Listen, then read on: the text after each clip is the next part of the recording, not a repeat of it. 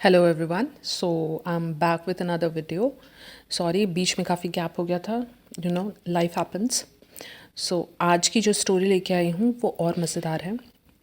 अभी तक मैंने जितनी भी स्टोरीज डाली थी those were kind of based on the reality, but आज जो हम कर रहे हैं it's a hypothetical story, basically a psychological thriller. So आज की जो हमारी कहानी है वो मीरा नाम की एक लड़की की है, जो कि आफ्टर ब्रेकअप एक कम्प्लीटली न्यू घर में शिफ्ट होती है because she wanted some peace. And जिस अपार्टमेंट में वो रहने जाती है वहाँ अजीब अजीब चीज़ें होनी स्टार्ट होती हैं। तो क्या होता है मीरा के साथ और मीरा उस घर से निकल पाती है या नहीं, आज की स्टोरी इसी बारे में। So let's dive into it.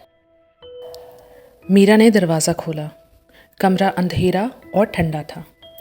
हल्की हल्की सीलन की गंध थी, लेकिन उसके नीचे कुछ और भी था, जैसे पुरानी गली सड़ी चीज़ों की बदबू। फर्श पर बिछी धूल ने दिखा दिया कि महीनों से यहाँ कोई आया नहीं था।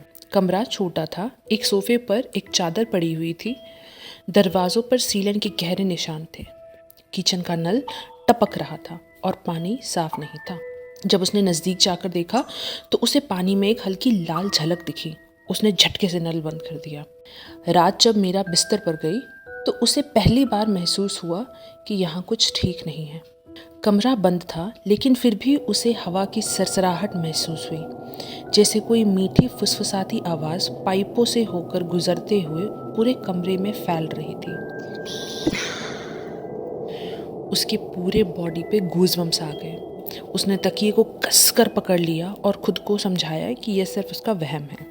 दूसरे दिन मीरा को कमरे में अजीब सा बदलाव महसूस होने लगा। जब उसने किचन में कदम रखा तो उसे ऐसा लगा कि फर्श थोड़ा गुदगुदा हो गया है, जैसे नीचे कुछ नरम और जीवित हो। कमरे में एक पुराना आईना था जो बीच से दरक चुका था।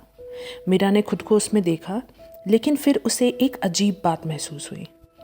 आईने में उसकी परछाई एक पल के लिए रुक गई थी।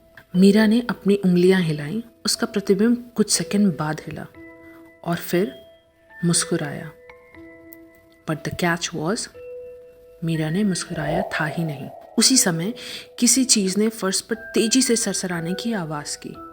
मीरा ने घबराकर नीचे देखा तो वहाँ कुछ नहीं था, लेकिन फर्श पर अब एक काला गीला धब्बा था।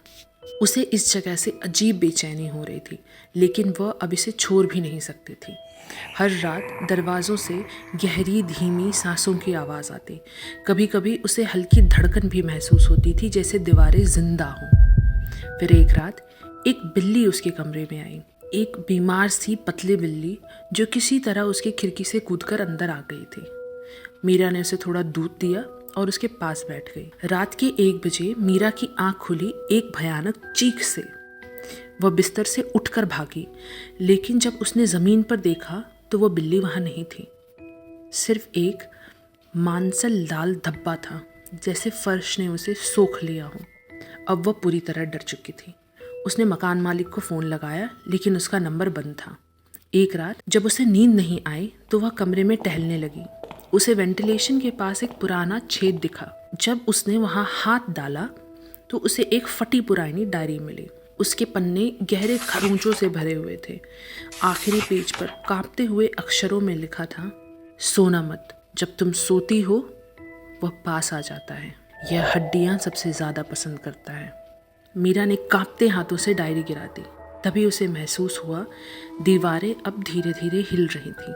अगली रात मीरा ने कमरा छोड़ने की कोशिश करी, लेकिन दरवाज़ा खुद ब खुद बंद हो गया। उसने खिड़कियों को ज़ोर से धक्का दिया, पर वे जंग लगी हुई थी, जैसे किसी ने जानबूझकर उसे बंद कर रखा हो। फिर फर्श पर फटाक की आवाज़ हुई। मीरा ने नीचे देखा तो फर्श में एक दरार पड़ी थी। नहीं, दरार नहीं पड़ी थी, वो फर्श अब धीरे धीरे खुल रहा था और अंदर सिर्फ काली अंधेरी गहराई थी। तभी किसी ने उसकी एड़ी को पकड़ लिया। स्केलेटन से हाथ और वो उंगलियां जो फर्श के नीचे से निकल रही थी। मीरा ने चीखने की कोशिश की, लेकिन उसके गले से कोई आवाज़ नहीं निकली। फर्श अब पूरी तरह खुल चुका था और मीरा अंदर गिरने लगी। अंतिम चीज़ जो उसने सुनी वह थी हड्डियों की टूटने की आवाज़। लेकिन दर्द से पहले उसके दिमाग में ये थॉट आया कि यह घर जिंदा है और ये हमेशा से भूखा था।